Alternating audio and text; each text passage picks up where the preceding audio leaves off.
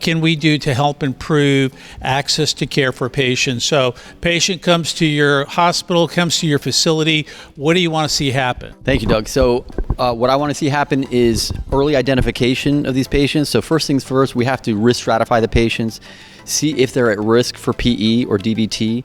And by risk stratifying these patients, we can determine what the next step is from a diagnostic perspective. Once we make the diagnosis of a PE, then the next step is to decide what the best therapy is for those patients.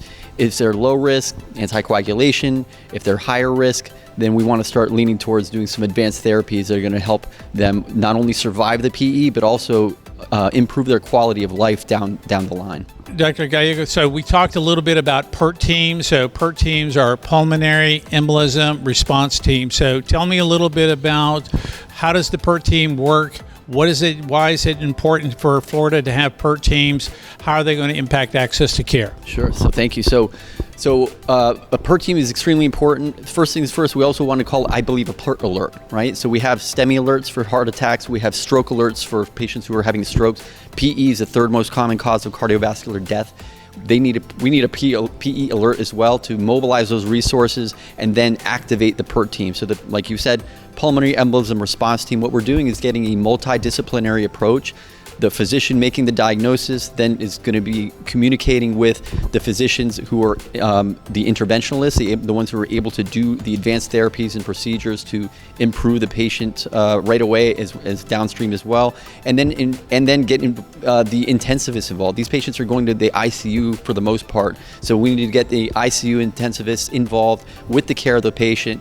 So the PERT team, what it does is really gets those patients mobilized and the resources mobilized so they can get the best care and the admission to the proper unit. So that's why it's so important to have a PERT team, because the faster you're able to treat these patients and get them to their therapy, the better the outcomes. Last question, and it was really exciting to hear about mechanical thrombectomy, new, as you talked about, an advanced therapy or advanced treatment that's happening right here in the state of Florida. So tell me about why you think mechanical thrombectomy is part of Florida's future and helping prevent sudden death from pulmonary embolisms. So there's a lot of literature now that's supporting mechanical thrombectomy over the alternatives. The alternatives, which is conservative therapy, which is just anticoagulation.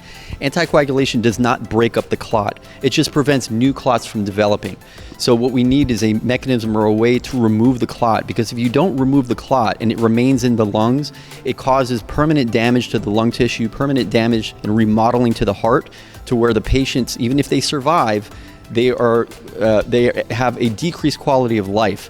So mechanical thrombectomy has been shown to be superior to thrombolytics, which is a medical way to treat some blood clots, and superior to anticoagulation as well. So again, the mechanical thrombectomy is a newer therapy, but it is being shown with robust studies to be a better way to manage these patients to improve their mortality as well as their quality of life downstream. Tell me a little bit about what three things do you see on the horizon? What do you see happening as it relates to our ability to reduce the number of deaths in Florida from pulmonary embolisms? Let's kick it off there. Yeah, I think those things are actually already happening. I think the last 5 years I've worked here, we've really seen a ton of buy-in. Initially, when we approached physicians about an advanced therapy to remove blood clot, it was completely alien to them. They're used to using medications. So standing here today, even though we still have a long way to go, there has been a ton of traction. I mean, we as a company have treated over 100,000 patients to date, and we're bringing out data on a regular basis from randomized trials and big registries that are proving, we are helping these physicians save these patients' lives. And so, that evidence and, the therapy itself are allowing the space to move forward, not as quickly as, you or me or anyone else involved would like it to happen, but definitely standing here today, we are, much farther ahead than we were. I think the future is, and you heard and discussed in that dinner, if we can standardize the diagnosis for these patients and everyone gets appropriate attention, the therapies are there now to help them. So I think the future, bills like the one that you helped pass, and more community events, more education. Hopefully a patient walks in the door with a blood clot, we're going to know about it, the correct physicians are going to know about it, and they'll have access to advanced therapies. And I think that's where the future is going to be.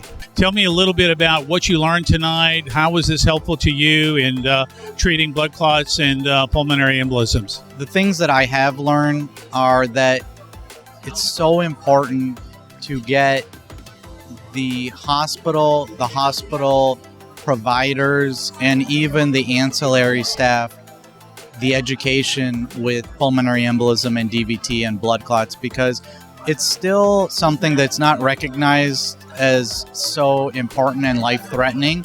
I'm a cardiologist, and sometimes I tell people they've had a minor heart attack, and I say, don't worry, we're using medicines, it'll be okay. And people say, you're a heart doctor, and you're telling me I've had a heart attack and just leave it alone? And for some small heart attacks, that's actually the right thing. But if I tell somebody they've had a medium-sized pulmonary embolism, medium-sized blood clot, and we're just going to use blood thinner, they say, oh, okay, no problem.